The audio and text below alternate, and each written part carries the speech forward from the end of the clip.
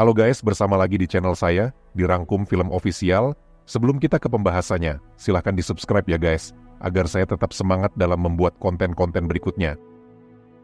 Lebih dari ribuan orang yang terdiri dari laki-laki, perempuan, bahkan anak-anak tidak berdosa yang menjadi tawanan perang tewas di tangan Unit 731 milik pasukan tempur Angkatan Darat Kekaisaran Jepang yang membunuh dengan dalih kemajuan ilmu pengetahuan dan medis. Sayangnya, hingga perang berakhir, meskipun dunia telah mengetahui tentang kejahatan ini, keadilan tidak pernah ditegakkan. Unit 731 beserta orang-orang yang terlibat di dalamnya tetap hidup bebas, tidak tersentuh hukum sama sekali.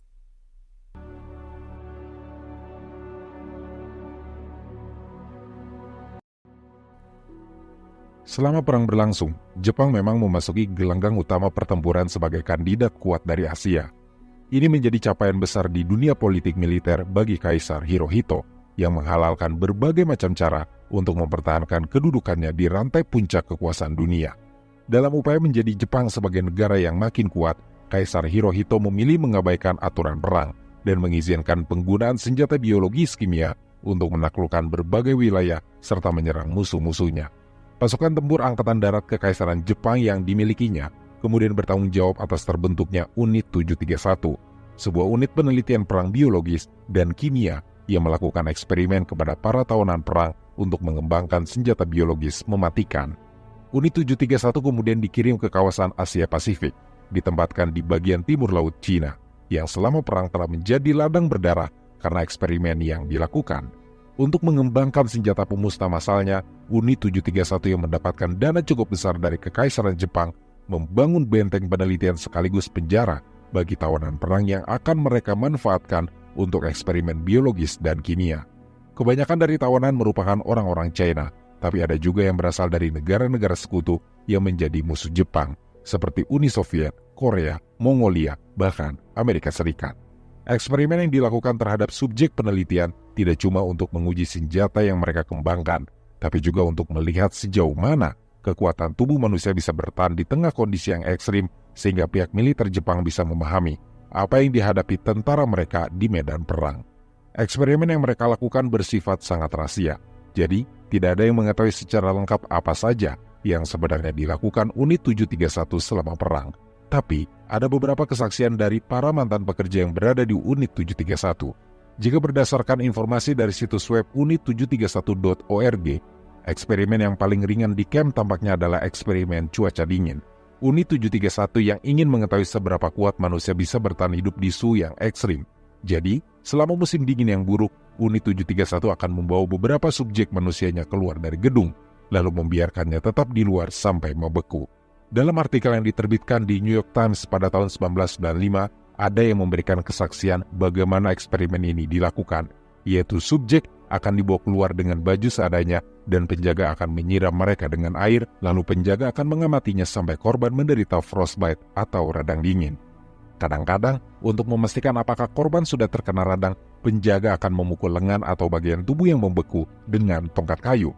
Jika terdengar suara beradu seperti kayu melawan kayu, maka berarti korban sudah benar-benar membeku. Penjaga akan membawa korban ke dalam dan menyerahkannya kepada dokter yang akan menggunakan berbagai metode untuk mencairkan bagian tubuh yang membeku. Tapi terkadang, para korban juga dibiarkan mencairkan esnya sendiri.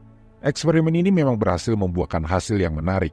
Para dokter Jepang saat itu bersepakat kalau frostbite atau radang dingin bisa diatasi dengan cara menyiramkan air panas dengan suhu di atas 100 derajat Fahrenheit, tetapi tidak lebih dari 122 derajat Fahrenheit. Selain eksperimen radang dingin ini, Unit 731 juga melakukan eksperimen pembedahan untuk menambah pengetahuan dan keahlian para ahli bedahnya. Hal yang mengerikan dari eksperimen ini adalah mereka menjadikan tahanan yang masih hidup sebagai subjek eksperimen dan melakukan operasi tanpa memberikan subjek anestesi atau obat bius. Banyak dari subjek eksperimen sengaja diberikan penyakit lebih dulu dan dokter akan membuka tubuh mereka untuk melihat dampak dari penyakit tersebut terhadap tubuh manusia. Semua subjek yang telah selesai dijadikan bahan percobaan operasi, kemudian akan dibunuh. Salah satu asisten medis yang pernah bekerja di Unit 731 memberikan kesaksiannya dalam wawancara yang dilakukan The New York Times. Dengan menceritakan pengalaman pertamanya membedah tubuh hidup-hidup, pria itu bilang, "Saya membelahnya dari dada hingga perut, dan dia berteriak dengan keras, dan wajahnya berkerut kesakitan. Dia mengeluarkan suara yang tidak terbayang. Dia berteriak dengan sangat mengerikan, tapi akhirnya dia berhenti. Ini semua terjadi dalam sehari, bekerja untuk para ahli bedah, tapi itu benar-benar meninggalkan kesan bagiku, karena ini adalah pertama kalinya bagiku. Para tawanan juga kebanyakan menjadi subjek eksperimen untuk menguji patogen penyakit seperti kolera dan antraks untuk melihat dampaknya pada manusia yang terpapar. Awalnya, hal ini dilakukan hanya dalam camp, tapi kemudian Unit 731 melakukan uji lapangan di desa-desa terdekat untuk melihat seberapa efektif senjata biologis mereka ini menyebar serta bekerja sebagai wabah penyakit mematikan. Beberapa percobaan ternyata berhasil dilakukan, di mana hal ini mendorong Jepang untuk mencoba membawa patogennya ke Amerika Serikat dengan membuatnya sebagai bom balon. Tertulis dalam beberapa dokumen bahwa Jepang sempat mengirim sekitar 200 balon ke Amerika Serikat, tapi sebagian besar gagal menghancurkan AS dan dampaknya hanya menyebabkan kematian 7 orang. Sempat ada informasi yang mengatakan bahwa Jepang berencana untuk menyebarkan kutu yang terinfeksi antraks dengan menggunakan pilot kamikaze yang dikirim ke San Diego, tapi rencana ini gagal dilakukan. Uji senjata pun dilakukan dengan para subjek eksperimen yang diikat di tiang yang ada di tengah lapangan. Para prajurit menjadikan mereka sasaran tembak atau lemparan granat yang tujuannya untuk melihat seberapa besar dampak yang ditimbulkan oleh senjata mereka. Uji coba senjata ini juga termasuk uji untuk alat penyembur api bahkan gas racun. Pernah ada satu kejadian ketika gas racun ditembakkan ke tahanan yang diikat, hembusan angin bertiup kencang ke arah penjaga sehingga gas berubah arah dan sukses membuat para penjaga Jepang itu lari menyelamatkan diri. Unit 731 juga punya eksperimen ruang bertekanan, di mana para tawanan yang dipaksa masuk ke mesin tekanan tersebut hidup-hidup akan ditekan sampai mata mereka keluar dan tubuh mereka terpecah, menyebabkan kematian yang sangat menyakitkan. Selain ruang tekanan ini, Unit 731 masih punya cara lain untuk menyiksa tawanannya, yaitu dengan mesin pemintal yang mereka gunakan pada manusia supaya mereka bisa menguji kekuatan sentrifugal atau kelenturan tubuhnya. Di kamp tahanan juga para dokter dan ilmuwan sengaja menyebarkan penyakit menular seksual, tapi bukan melalui suntikan, melainkan dengan memaksa para tahanan untuk melakukan hubungan seksual. Korbannya tidak hanya pria dan wanita dewasa, anak-anak yang lahir di kamp juga ikut tertular penyakit ini. Dokter dan ilmuwan sering memaksakan kehamilan pada tahanan perempuan dengan niat sengaja membiarkan anaknya tertular penyakit, sehingga mereka bisa melihat bagaimana tahap penyakit dan pengaruhnya terhadap organ manusia dalam berbagai tahapan manusia. Konon, banyak anak yang terlahir di kamp, tapi semuanya tidak ada yang berhasil bertahan dan selamat. Menurut beberapa sumber kesaksian, sebenarnya masih ada banyak eksperimen yang dilakukan di kamp Unit 731, tapi kebanyakan dirahasiakan. Beberapa eksperimen kecil lainnya telah dilaporkan, seperti eksperimen terhadap orang yang terkena radiasi tingkat berbahaya, disuntik dengan darah hewan, disuntik dengan air laut, dibakar hidup-hidup, dan lain sebagainya.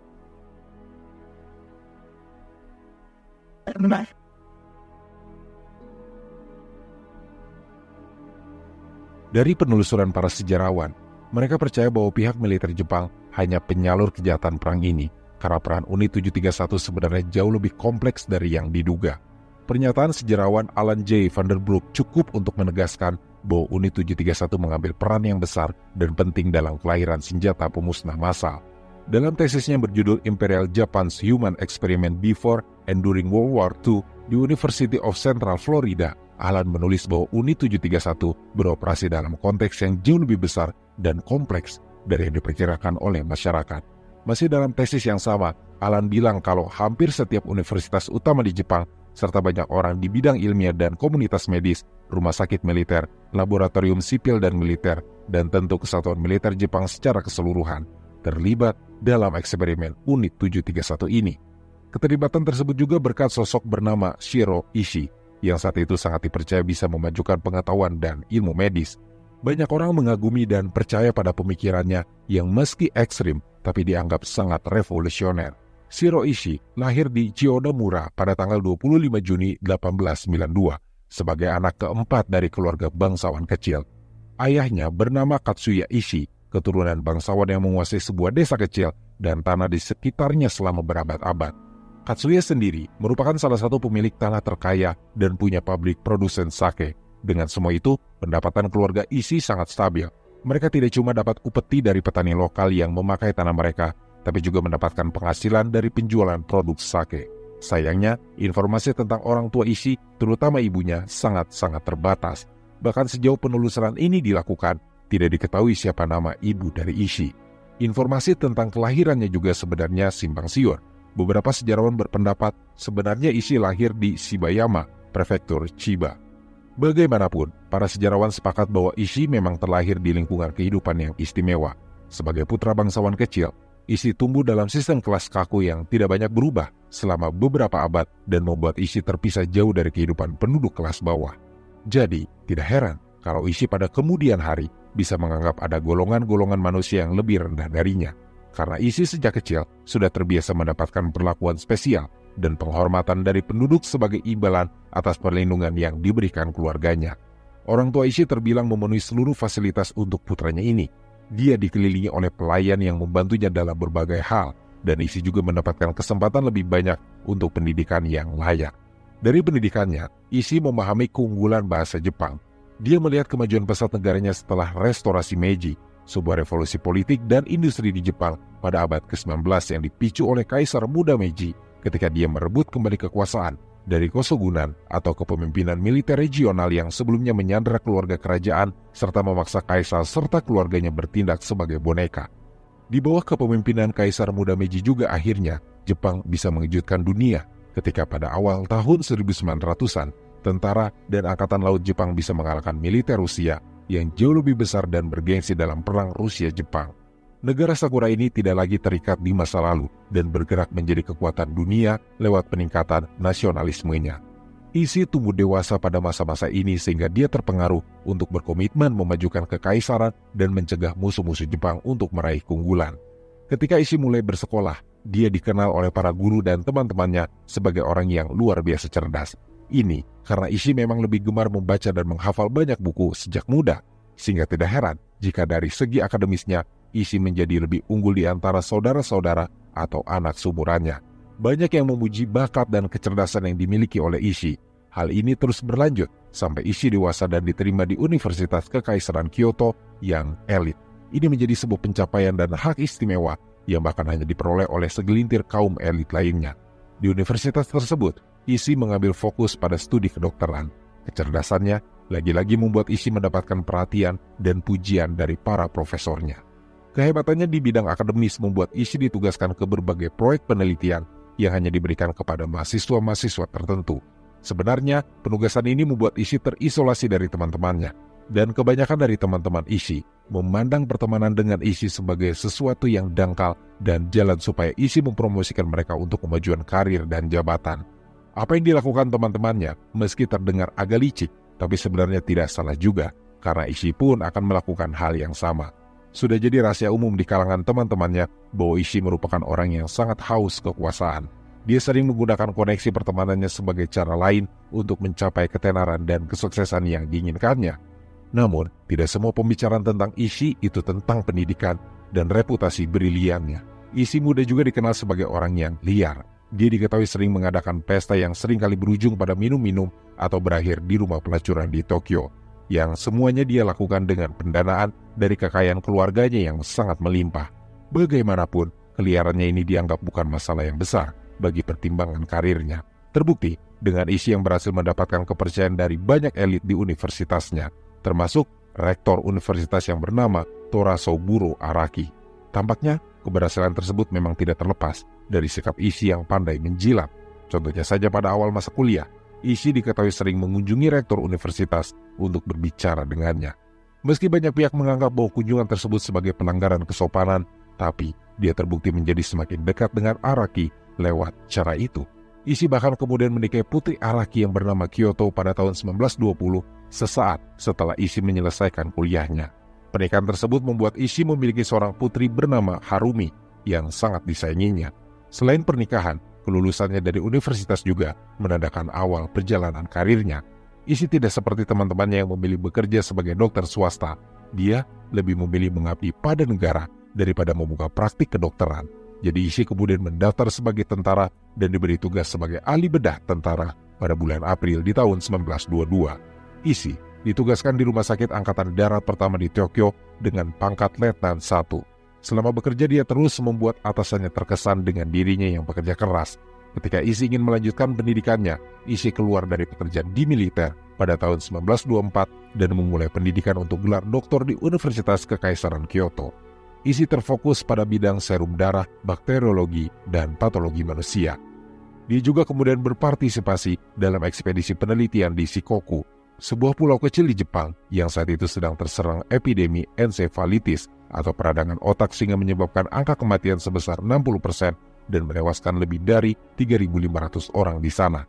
Selama ekspedisi tersebut, Ishii menghasilkan penelitian penting dan membuat filter yang dapat membantu mengisolasi virus tersebut. Keberhasilannya pada ekspedisi ini semakin membuatnya tenar di kalangan ilmuwan dan ahli medis. Setelah menyelesaikan gelar doktoralnya, Ishii pun menerima gelar PhD pada tahun 1927 di bidang mikrobiologi dari Universitas Kekaisaran Kyoto. Ishii kemudian ditempatkan lagi di Rumah Sakit Angkatan Darat di Kyoto, tapi kali ini dengan pangkat kapten. Selama bekerja, dia masih terus menulis makalah penelitian dan proyek, termasuk makalah yang dibuat bersama temannya, Dr. Tomosada Masuda, yang menjelaskan bagaimana mereka bisa menyebabkan demam pada pasien untuk mengobati penyakit gonor. Ishii tidak pernah berhenti melakukan penelitian ilmiah, sampai suatu hari dia membaca laporan Konvensi Jenewa pada tahun 1925 yang mendorong sebuah gagasan di benaknya mengenai perang biologis, termasuk soal penciptaan kuman dan penyakit super. Ishii percaya kalau Jepang perlu melanggar perjanjian tersebut dan menciptakan perang kuman untuk menimbulkan ketakutan pada musuh-musuhnya. Dalam benak ilmuwan ini, Ishii menganggap bahwa negara-negara yang melarang senjata biologis menunjukkan bahwa banyak negara takut terhadap senjata biologis.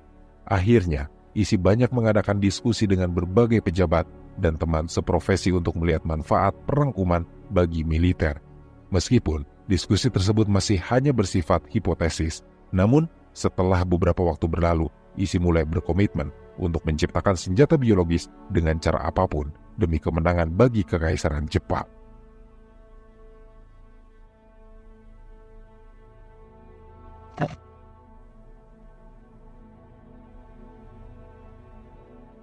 Belakangan, Ishii menciptakan diskusi-diskusi baru bersama para pemimpin militer di Jepang untuk membahas tentang senjata biologis. Awalnya memang hanya sedikit orang yang mau mendengarkan pendapat dan gagasan Ishii, tapi setidaknya hal tersebut membuat Ishii jadi makin terkenal di kalangan militer sebagai orang yang tekadnya tidak tergoyahkan. Saking tidak tergoyahkannya, Ishii bahkan memulai tur keliling dunia untuk mempelajari berbagai penelitian senjata biologis di negara-negara lain. Sayang sekali, tidak ada catatan dokumentasi mengenai perjalanan ini, tapi masih ada beberapa bukti yang menunjukkan bahwa Ishii benar-benar keliling dunia, dan di setiap negara yang dikunjunginya, Ishii akan segera menemui ilmuwan, baik yang bekerja di organisasi swasta maupun pemerintah, untuk mendiskusikan tentang senjata biologis. Ishii tidak pernah takut untuk menanyakan pertanyaan-pertanyaan yang sifatnya menyelidik tentang perang kuman. Dia berharap sekembalinya nanti ke Jepang dengan banyak gagasan dan pandangan baru, pemerintah akan menerima hasil dari semua perjalanan kerasnya yang berlangsung selama 2 tahun. Perjalanan yang membuat Ishii meyakini 2 hal, yaitu negara-negara dan ilmuwan lain sedang menyelidiki kemungkinan perang biologis dan akan sangat penting bagi Jepang untuk memimpin dalam perlombaan mengerikan ini.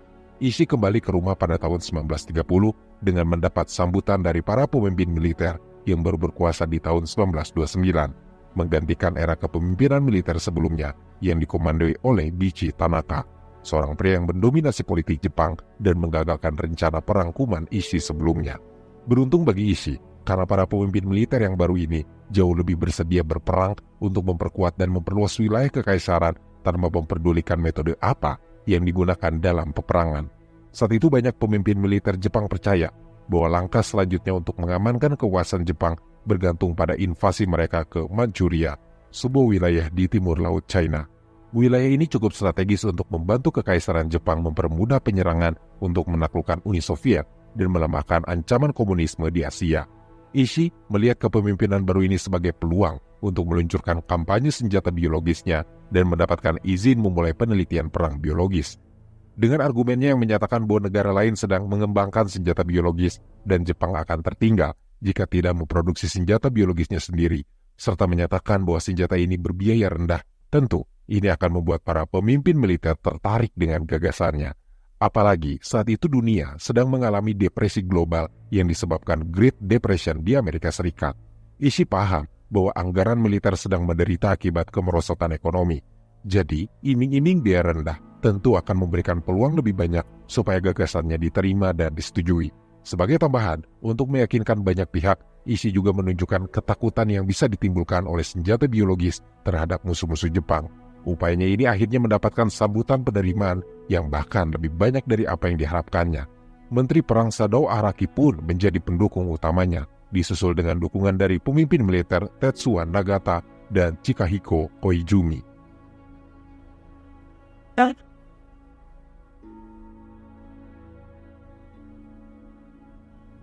Nagata punya jabatan sebagai Mayor Jenderal di tentara Jepang. Dia yang membantu mengatur rencana untuk menyerang Manchuria pada bulan September 1931. Sementara itu, Kolonel Kaizumi sudah punya pengalaman yang intens dalam penggunaan senjata pemusnah massal selama Perang Dunia I. Dia menghabiskan banyak waktu untuk mempelajari dan memproduksi senjata kimia seperti gas beracun, sehingga pengalamannya akan sangat membantu Ishii untuk membentuk pijakan militer Jepang yang lebih kuat. Kolonel Kaizumi juga punya koneksi yang sangat berpengaruh di pemerintahan Jepang, sehingga dia akan berperan dalam kelancaran rencana Ishii. Koneksinya semakin meluas setelah Kaizumi naik jabatan di pemerintahan. Dia menjadi Jenderal Ahli Bedah Angkatan Darat pada tahun 1934 dan Menteri Kesehatan di tahun 1936.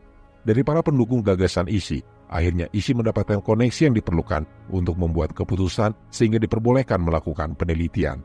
Ishii bahkan dipromosikan menjadi mayor dan ditunjuk sebagai ketua Departemen Imunologi di Tokyo Army Medical College. Berbekal pangkat inilah, Ishii pun bebas melakukan penelitian perang biologis secara lebih luas dengan dana yang diberikan oleh pemerintah. Dia bergerak di kalangan akademisi dan militer. Rutinitasnya memadat, dia akan menghabiskan waktu dari pagi hingga sore untuk mengajar, lalu malamnya melakukan eksperimen senjata biologis dengan mengembangkan penyakit serta racun mematikan. Ishii menunjukkan ketertarikan yang lebih besar untuk mengembangkan penyakit pes, penyebab Black Death di abad pertengahan. Selain itu, fokusnya juga ditujukan pada pengembangan penyakit kolera, tipus, dan antraks. Awalnya, penelitian ini tidak melibatkan manusia dan fokus utamanya justru untuk membuat vaksin yang bisa melawan senjata biologis. Penelitian ini sukses besar, sehingga semakin banyak dana yang dikucurkan dalam anggaran penelitian Ishii, di mana dia gunakan untuk meningkatkan peralatan dan memperluas fasilitas penelitiannya. Ishii pun semakin terbantu ketika dibentuk lagi unit perang kimia Jepang yang bergantung pada penelitian yang dilakukannya. Lambat laun, Ishii berupaya untuk memperluas program dengan memulai proyek pembuatan senjata biologis. Tapi Ishii mengatakan pada para pendukungnya bahwa dia perlu subjek manusia untuk bereksperimen. Bertepatan dengan permintaan subjek eksperimen tersebut, Jepang pun sudah memperbesar wilayah penaklukan dengan invasi di wilayah Manchuria dan China. Invasi tersebut sebenarnya membuat Liga Bangsa-Bangsa mengutuk tindakan Jepang yang masih menjadi anggota mereka, dan Jepang memilih untuk mengundurkan diri dari liga tersebut. Ishii melihat ini sebagai angin segar untuk proyek penelitiannya. Untuk meminta persetujuan supaya dapat memperluas fasilitas penelitian senjata biologis ke Manchuria, dia mengirim surat pada para komandan militer yang isinya bertuliskan, "Sudah saatnya kita mulai bereksperimen. Kami memohon agar dikirim ke Manchuria untuk mengembangkan senjata baru." Para pemimpin militer dan sipil memahami apa yang dimaksud dengan ungkapan "sudah waktunya kita mulai bereksperimen", yang berarti dia ingin subjek uji manusia, khususnya yang bukan keturunan Jepang. Ishii tidak merasa ragu dengan programnya dan sangat ingin menguji penelitian yang telah dia dan rekan-rekannya lakukan terhadap orang-orang yang dia yakini lebih rendah dari dirinya. Manchuria sendiri merupakan wilayah yang sebagian besar adalah pedesaan terisolasi. Ishii mendapatkan kesempatan untuk mendirikan fasilitas senjata biologisnya di kota Harbin dengan dana dari pihak militer sebanyak 200.000 yen. Kota tersebut terletak di sungai Sungari. Penduduknya merupakan multi-etnis, dengan sebagian besar populasi berasal dari etnis China, Rusia, dan Jepang, serta ada pula etnis minoritas lainnya. Kota Harbin sering dikenal sebagai Paris dari Timur, dan merupakan pusat jalur kereta api yang penting di wilayah tersebut. Ishii menamai fasilitas barunya di kota Harbin sebagai unit pencegahan epidemi, dan awalnya memindahkan peralatan serta ilmuannya ke tempat pembuatan birsek yang sudah ditinggalkan. Namun, karena merasa bangunannya terlalu kecil, Ishii mengatur pemindahan dan pembangunan fasilitas yang lebih besar di bagian terpencil di wilayah tersebut. Ishii sudah bilang kalau dia ingin eksperimennya dirahasiakan, jadi keramaian di kota Harbin akan membuatnya sulit. Itu sebabnya Ishii memilih pindah ke bagian terpencil. Permintaan kepindahannya ini disetujui dan beberapa bulan kemudian, di musim panas pada tahun 1932, fasilitas baru yang lebih besar dibangun di Beinhi yang masih dekat dengan jalur kereta api lokal dan hanya berjarak 100 km dari Harbin. Wilayah tersebut didapatkan olehnya setelah pihak militer merebut paksa dengan cara menyita tanah dan secara brutal mengusir penduduk setempat dari daerah tersebut.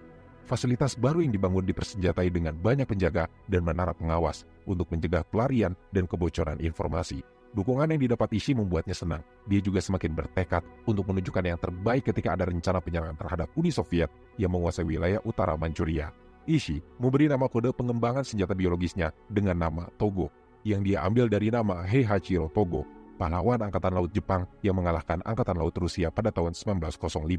Ada keyakinan dalam diri Ishii bahwa senjatanya nanti akan digunakan untuk menghabisi Uni Soviet dalam peperangan di tahun-tahun mendatang. Ishii memberikan fokus khusus pada senjata yang menggunakan antraks, bakteri mematikan yang dapat bertahan hidup pada suhu dingin. Namun, ternyata Komando Pusat memutuskan untuk melawan pasukan China lebih dulu yang dianggap lebih lemah dan terorganisir dengan buruk.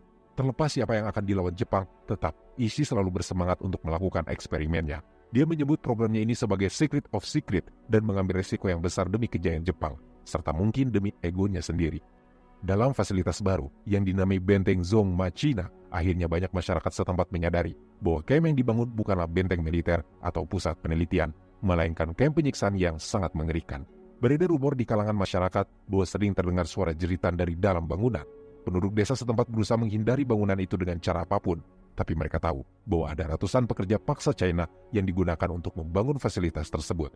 Hampir tidak ada yang selamat dari para pekerja, apalagi mereka yang dipekerjakan untuk membangun kompleks bagian dalam, di mana eksperimen medis akan dilakukan, karena mereka akan langsung dibunuh untuk mencegah bocornya rahasia di Zongma, benteng yang memiliki blok sel penjara yang dapat menampung 500 hingga 600 tahanan manusia.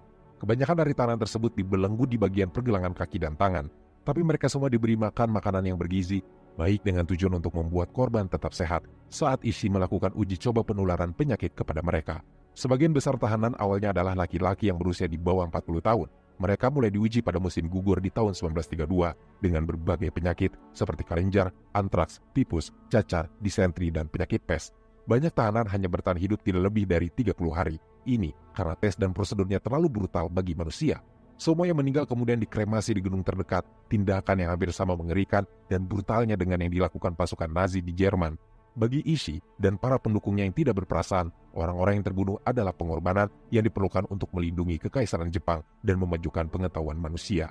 Tidak ada seorang pun di Jepang yang mengajukan protes atas eksperimen Ishii, karena mungkin yang tidak setuju dengan pilihannya ini memilih untuk tetap diam. Dukungan belakangan menjadi bertambah.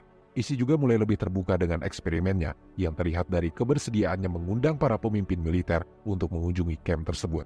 Salah satu komandan militer, yaitu Letnan Jenderal Soburo Endo, mencatat pengalaman yang terjadi pada tahun 1933 pada catatan harian. Dia menulis bahwa telah menyaksikan kondisi brutal dan eksperimen mengerikan yang dilakukan di fasilitas tersebut, membuktikan praktik brutal benar-benar terjadi di dalam kamp. Namun, sepertinya Endo tidak merasa terganggu, tapi malah mengatakan kalau itu merupakan sesuatu yang luar biasa. Hal yang lebih meresahkan adalah Endo sebenarnya pernah menjadi bagian dari delegasi di Konvensi Jenewa yang melarang perangkuman dan penggunaan senjata biologis. Namun kini, dia yang menguasai proyek Ishii malah mendukungnya tanpa syarat. Ishii semakin menambah kengerian dengan merekam semua eksperimennya untuk dapat dikirim dan disaksikan oleh para pemimpin di Jepang, untuk memberi informasi pada para pembuat kebijakan tentang apa yang telah dipelajari di fasilitas penelitian. Hideko Tojo, calon Perdana Menteri Jepang pada Perang Dunia II, menyaksikan banyak rekaman tersebut, tapi sebenarnya sangat tidak nyaman dengan kebrutalan yang dilihatnya. Anehnya, tidak ada catatan protes yang dilayangkan oleh Tojo untuk proyek mengerikan tersebut.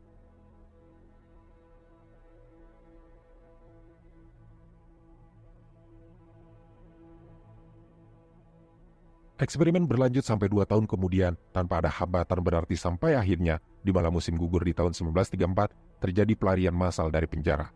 Seorang pria pejuang kemerdekaan komunis Cina yang bernama Li menyerang penjaganya dan berhasil membuka kunci sel penjara banyak tahanan di blok penjaranya.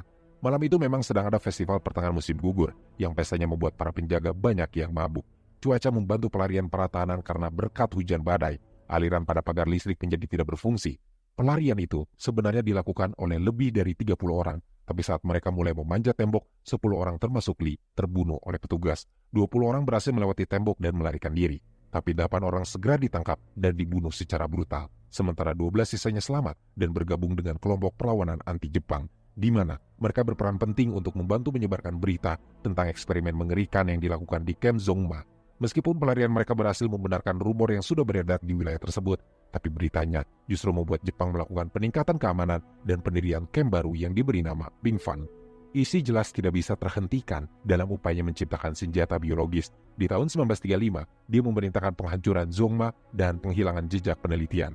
Sebagai gantinya, program baru yang lebih jahat diberlakukan oleh militer Jepang dengan menciptakan unit-unit khusus. Kaisar Hirohito pada tahun 1936 mengizinkan perluasan dan penggabungan unit Ishii ke dalam tentara yang menciptakan unit penelitian senjata biologis di seluruh wilayah Pasifik yang dikuasai oleh Jepang. Kem kematian yang secara halus disebut sebagai stasiun penelitian didirikan di Manchuria, China, Thailand, Burma, Singapura, Filipina, dan Nugini. Setiap kem dijalankan oleh antara 120 dan 500 orang. Semuanya berlomba-lomba untuk memperluas pengetahuan tentang biokimia dan masing-masing melakukan eksperimen tidak manusiawi terhadap para tahanan. Di tengah jaringan unit senjata biologis ini berdirilah Pingfan, fasilitas yang terletak 26 km barat daya Harbin. Lokasinya sangat terpencil, tapi tetap dekat dengan rel kereta api.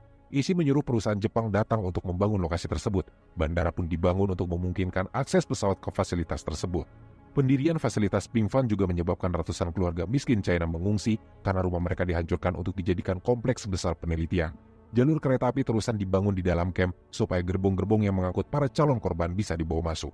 Butuh waktu hampir 3 tahun untuk menyelesaikan mega kompleks yang terdiri lebih dari 150 bangunan, termasuk laboratorium, barak, pusat penelitian, penjara, rumah penangkaran hewan, rumah berbagai pejabat di kompleks tersebut, sekolah untuk anak-anak pejabat dan ilmuwan Jepang, restoran, bar, kuil Shinto, kolam renang, perpustakaan, taman, dan teater. Itu segera menjadi sebuah kota kecil yang megah di belantara Manchuria. Selama konstruksi berlangsung, eksperimen Ishii tetap berjalan. Ketika akhirnya perang berlangsung, Ishii terus mengembangkan dan menyebarkan senjata biologisnya pada populasi sipil terdekat dan tawanan perang di kampnya. Salah satu metode pengujiannya terhadap tawanan adalah dengan mengikat tahanan ke tiang di lapangan dan menembakkan senjata biologis ke tubuh mereka. Eksperimen mengerikan lainnya juga dilakukan untuk menyempurnakan senjata biologis Ishii sambil terus direkam supaya dapat disaksikan oleh otoritas kekaisaran. Pencapaian Ishii membuat citranya di kalangan intelektual dan militer pun meningkat, sehingga dia mendapatkan kekuasaan yang diinginkannya. Pada awal tahun 1940-an, pemerintah semakin meningkat upayanya untuk menormalisasi eksperimen Ishii dengan mengundang sekelompok pemuda, beberapa di antaranya berusia 13 tahun, yang disebut Danshi Chimu, atau pasukan laki-laki, untuk datang dari Jepang ke kompleks Ishii di Manchuria. Di sana, mereka menyaksikan eksperimen dan terkadang membantu dalam prosedur brutal tersebut. Setahun setelahnya, atas persetujuan Kaisar, pusat penelitian Ishii di Pingfen menerima gelar Unit 731 yang terus melekat selama sisa perang. Semakin banyak peneliti yang bergabung ke dalam program ini, totalnya bisa mencapai 3.000 orang, termasuk mereka yang berasal dari universitas. Ishii kini dianggap sebagai yang terdepan dalam penelitian medis, meskipun hal itu dicapainya dengan melenyapkan nyawa manusia tidak berdosa.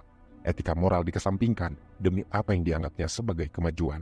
Ishii semakin diakui kesuksesannya berkat partisipasi unitnya dalam insiden Nomonhan yang terjadi pada tahun 1939 ketika unit militer Jepang bersama anggota Unit 731 menyelidiki pertahanan Rusia dan Mongolia yang akan melawan Uni Soviet. Di mana Unit 731 menempatkan kuman tipus di sungai yang terletak di atas perkemahan tentara Soviet. Keberhasilan penyebaran virus ini membuat unit Ishii mendapatkan penghargaan dan pendanaan lebih banyak dari Kaisar Hirohito. Namun, itu bagi Ishii hanyalah permulaan. Dia semakin banyak menyebarkan berbagai virus berbahaya dan mematikan untuk menyerang pasukan China dan bahkan menghancurkan warga sipil. Korban jiwa berjatuhan, ribuan bahkan ratusan ribu penduduk meninggal akibat terjangkit wabah. Metode penyebarannya beragam. Terkadang unitnya sengaja memasukkan virus ke sumur atau sungai, tapi mereka juga terkadang menyebarkannya dengan mengebom kota menggunakan gas virus. Satu persatu wilayah kekuasaan China tumbang akibat penyebaran epidemi. Korban jiwa meningkat pesat, ekonomi pun kacau akibat wabah yang mengamuk. Teror dan ketakutan benar-benar menghantui musuh-musuh Jepang karena virus yang dikembangkan Ishii terbukti lebih mematikan dibandingkan virus alaminya.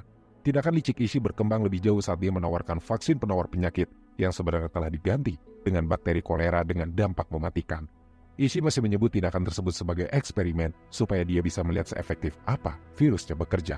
Pada tahun 1942, pemerintah Tiongkok secara resmi menuduh pemerintah Jepang terlibat dalam perang biologis. Namun, laporan mereka melewatkan puluhan serangan yang dilakukan tim Jepang dan tidak menyeluruh. Para pejabat Jepang sangat menyadari tindakan Ishii dan menyetujui serangan tersebut, membantunya melawan tuduhan. Itu adalah sebuah metode untuk memenangkan perang. Pejabat Jepang kemudian memerintahkan unit Ishii bersiap melakukan serangan ke Uni Soviet dan menyebarkan wabah penyakit. Uji coba dilakukan di mana antraks dan gelendar tersebar di dekat kem-kem Rusia, sementara unit Ishii bersiap berperang dengan Uni Soviet. Kekejaman kem kematian Ishii telah meluas melampaui Manchuria, bahkan hingga ke daratan Jepang, di mana eksperimen dilakukan di Army Medical College of Tokyo, sebuah rahasia yang dijaga ketat dan tidak terungkap hingga tahun 1980-an, ketika kru konstruksi menemukan sisa-sisa orang-orang yang menjadi subjek eksperimen.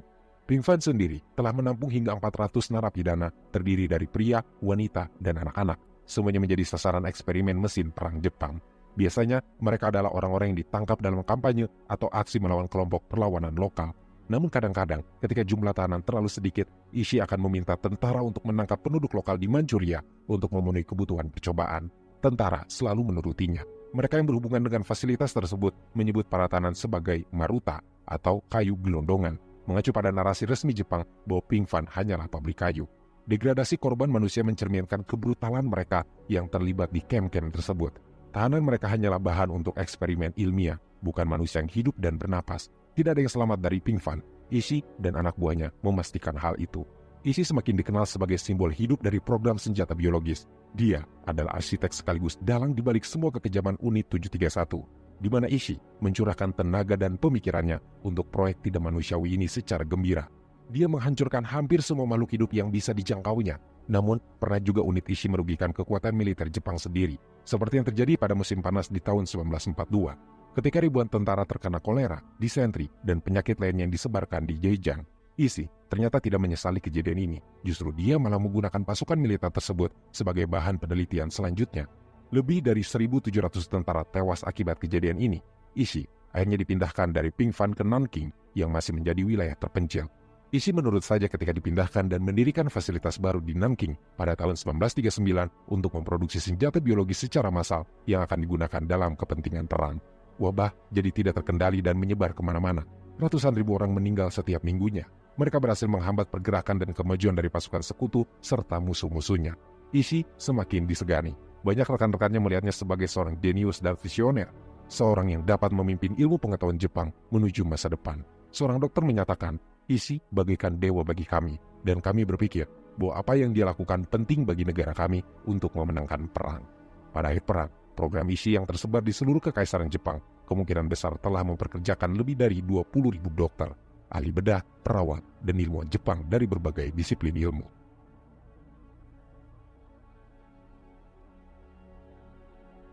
Setelah perang, para dokter Jepang mengakui bahwa sebagian besar komunitas medis dan ilmiah Jepang mengetahui eksperimen yang dilakukan oleh Unit 731 dan unit serupa yang beroperasi di sampingnya. Namun meski menggunakan senjata biologis yang mematikan, perang tersebut tidak berjalan sesuai keinginan Jepang. Ketika Jerman dihancurkan habis-habisan oleh pasukan sekutu di dua front, Jepang menghadapi kampanye tanpa henti tidak hanya dari berbagai tentara Tiongkok, tetapi juga dari Amerika Serikat yang semakin mendekat ke Jepang setiap bulannya. Pada awal tahun 1946, kemenangan tampaknya mustahil diraih. Mimpi terburuk Ishii menjadi kenyataan setelah Jepang menyerah kepada sekutu menyusul pemboman Hiroshima dan Nagasaki, serta invasi Soviet ke Manchuria. Ishii yang kini telah kembali ke Manchuria bergegas bersama unitnya untuk menghancurkan semua bukti aktivitas mereka.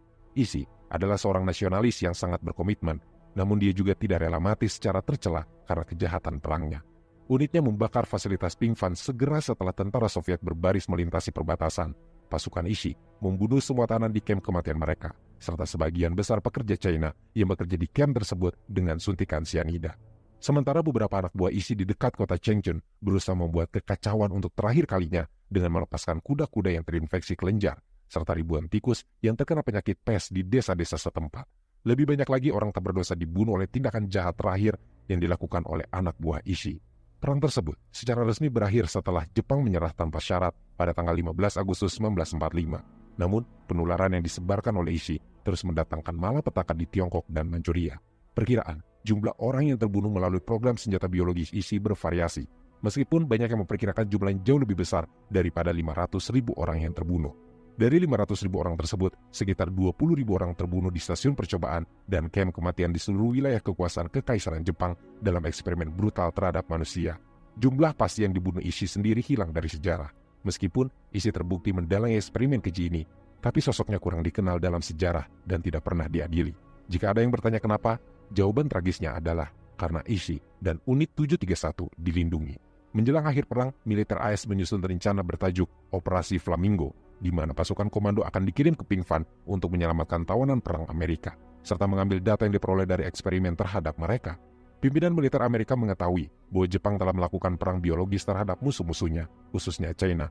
Namun, Operasi Flamingo gagal diluncurkan karena Jepang menyerah dengan cepat pada tanggal 15 Agustus dan kedatangan tentara Soviet telah merebut wilayah-wilayah kamp tahanan. Di sini, para pejabat militer AS mengetahui bahwa ISI telah mengirim orang-orang dari Unit 731 untuk melakukan eksperimen terhadap tentara Amerika guna lebih memahami kekebalan Amerika.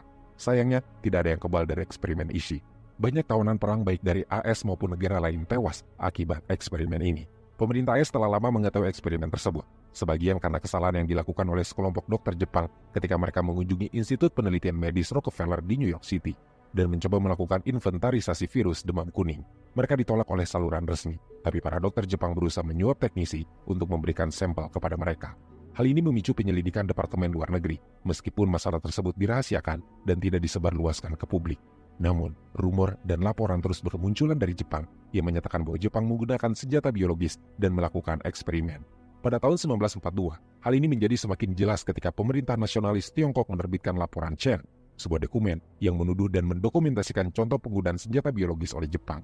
Ketika militer Amerika Serikat mulai menahan tawanan Jepang, tawanan perang Jepang memberi informasi tentang teknologi perang biologis yang digunakan oleh pasukan Kekaisaran Jepang. Para perwira intelijen AS juga mengetahui bahwa Shiro Ishii adalah tokoh utama di balik program tersebut. Ketika perang berakhir, pemerintah AS mengirimkan beberapa penelitinya sendiri untuk mencari dan mewawancarai para ilmuwan Unit 731. Salah satu rekan terdekat Ishii, Dr. Roichi Naito, dengan cepat memberitahu ilmuwan Amerika bahwa para perwira Unit 731 bersedia membagi pengetahuannya dengan AS, tapi dengan syarat mereka harus diberikan kekebalan penuh dari proses peradilan kejahatan perang. Pemimpin militer Amerika, Jenderal Douglas MacArthur, orang yang ditugasi memelopori pembangunan kembali Jepang, mengabulkan permintaan para perwira Unit 731 yang memungkinkan mereka mendapat kekebalan penuh sebagai imbalan atas informasi mengenai penelitian mereka. Ishii dan anak buahnya merespon dengan cepat dan segera membanjiri tim peneliti Amerika dengan informasi. Ishii keluar dari persembunyiannya di Tokyo pada tahun 1946 dan ditangkap oleh pasukan AS. Kepemimpinan AS di Jepang segera menerima instruksi dari Pentagon di Washington DC untuk melindungi informasi yang diperoleh dari ilmuwan Jepang yang berkaitan dengan senjata biologis dan merahasiakan eksperimen tersebut dari publik. Belakangan, karena pembagian informasi tersebut, justru pejabat Amerika membina hubungan persahabatan dengan Ishii. Untuk memperkuat perlindungannya, Ishii menjanjikan informasi tambahan mengenai programnya asalkan dia menerima kekebalan mutlak dari tuntutan dari pemerintah AS. Douglas memohon pada atasannya untuk memberikan kekebalan dengan menekankan bahwa Jepang memiliki informasi yang dapat dimanfaatkan oleh AS untuk meningkatkan kekuatan mereka. Permohonannya diterima. Tampaknya, meski para pejabat Amerika mengetahui kejahatan yang dilakukan oleh Ishii, namun mereka lebih menginginkan informasi daripada penegakan keadilan. Bahkan, ketika persidangan kejahatan perang Tokyo berlangsung, jaksa penuntut dari AS menghindari penyebutan penggunaan perang biologis untuk menutupi kejahatan Ishii dan rekan-rekannya. Saat penjahat Nazi dan mereka yang bersikap keji selama perang diadili karena kejahatannya, Ishii dan rekan ilmuwannya bisa lolos berkat berbagi kekejaman mereka dengan ilmuwan Amerika yang memberikan imbalan kebebasan hanya demi informasi. Sementara itu, wabah penyakit terus melanda wilayah di seluruh Pasifik, seiring dengan berkembang dan menguatnya wabah penyakit buatan Ishii. Jumlah orang yang tewas jelas lebih banyak dari jumlah kematian resmi yang tercatat pada masa perang. Selama beberapa tahun berikutnya, pemerintah AS terus menekan Ishii untuk menyerahkan semua catatan mengenai perang biologis. Putrinya, Harumi Ishii, mengklaim bahwa penyelidik Amerika dan pejabat militer mengancam ayahnya berkali-kali sebelum kematiannya untuk mendapatkan informasi tambahan. Ishii tampaknya berusaha tetap menjaga kerahasiaan dengan hanya menyerahkan sekitar 80% data untuk menjaga dirinya, serta rekan-rekan ilmuwannya aman dari kemungkinan penuntutan dan peradilan.